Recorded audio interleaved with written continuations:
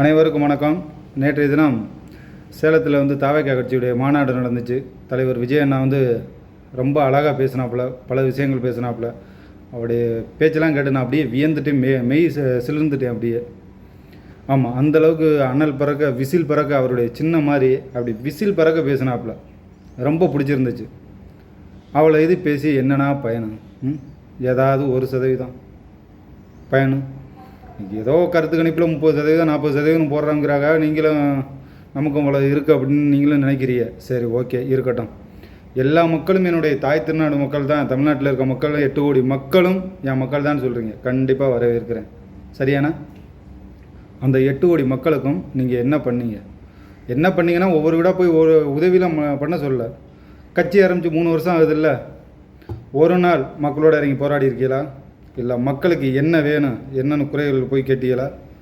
இல்லை எங்கேயாவது பிரச்சாரம், வீதிக்கு வீதி, தெருவுக்கு தெருவு எதுவும் பிரச்சாரம் பண்ணீங்களா? மக்களோட நடந்து போனீங்களா எங்கேயாவது? இல்லை வாக்காளரப்பில் எங்கேயும் நடந்து போனீங்களா?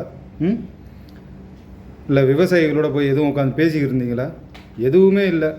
வந்தால் ராஜாவாக தான் வருவேன், முதல்வர் வேட்பாளராக தான் வருவேன் அப்படின்னா அது எந்த விதத்தில் நாயா? எல்லா மனுஷனும் ஆசைப்படுறதான். நீங்களும் உங்களை நம்பி அந்த ரசிகர்கள் கூட்டம், நண்பா நம்பீஸ் அவங்க இருக்கவும், சரி நம்மளை பார்த்து எல்லோரும் அண்ணா அண்ணான்னு கத்துறாங்க, சரி நம்மளும் கட்சி ஆரம்பிச்சிருவோம் அப்படின்னு சொல்லிட்டு ஆரம்பிச்சிங்க. சரி, ஓகே, ரொம்ப சந்தோஷம். கட்சி ஆரம்பிச்சிங்கன்னா அதுலேயே ஒன்று நேற்று சொன்னீங்க தெரியுமா? நான் 10 வருஷம் மக்கள் மன்றம் வச்சுருந்தேன், அதை அப்படியே கட்சியாக மாற்றிட்டேன் அப்படின்னு. அப்போ எல்லாம் முன்னாடியே நீங்கள் பிளான் பண்ணி தான் பண்ணியிருக்கீங்க. என்னென்னா இப்போ மக்கள் மன்றம் ஆரம்பிப்போம், எடுத்தோன்னா கட்சி ஆரம்பிக்கக்கூடாது, மக்கள் மன்றம் ஆரம்பித்து அதுக்கடுத்து கட்சி ஆரம்பிச்சிக்கலாம் அப்படின்னா அதெல்லாம் எதுவும் குறை இல்லை. எல்லா மனுஷனுக்கும் ஆசை தான். எனக்கும் 10 பேர் இருந்தால் கூட நானும் ஒரு கட்சி ஆரம்பிக்கலாம் தான் தோணும். ஆனால் என்ன பண்ணிட்டீங்க மக்களுக்கு? அவ்வளோதான் விஷயம். என்ன ஒரு அரங்கத்துக்குள்ளே ஒரு கூட்டம் போடுவீங்க, ஒரு மாநாடு, அவ்வளோதான். ஒரு 50 பேர் உள்ளே வச்சு அங்கே அப்படியே நின்றுக்கிட்டு பேசிக்கிட்டு அதோட அது என்ன பேசுகிறோம்னு தெரியாது பாதி. அதையும் பேசிவிட்டு எனக்கு இன்னும் போயிடுறது. கேட்டால் பனையரை விட்டு வெளியில் வா அப்படிங்கிறாங்க. நான் பனையரை விட்டு வெளியில் வரல, நான் எல்லோரும் வீட்டு சொந்தங்களோட இருக்கேன் அப்படிங்கிறீங்க. வெளியில் வாங்க. அரசியலுக்கு இன்னும் அரசியல் பெருசு, சின்னது கிடையாது. இன்னும் கொஞ்ச நாள் தான் இருக்குது எலெக்ஷனு.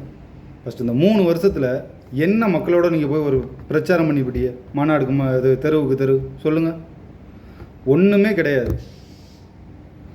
வாங்கண்ணா, இப்போவும் உங்களை வர வேணாம்னு சொல்லலை. வாங்க, மக்களோட இறங்கி பேசுங்க.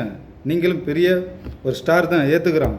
ஆனால் மக்கள் மனதிலையும் ஸ்டாராக இருக்கணும்ல, அது நீங்களாக நினச்சிக்கிட்டு இருக்கீங்க. நன்றி, வணக்கம்.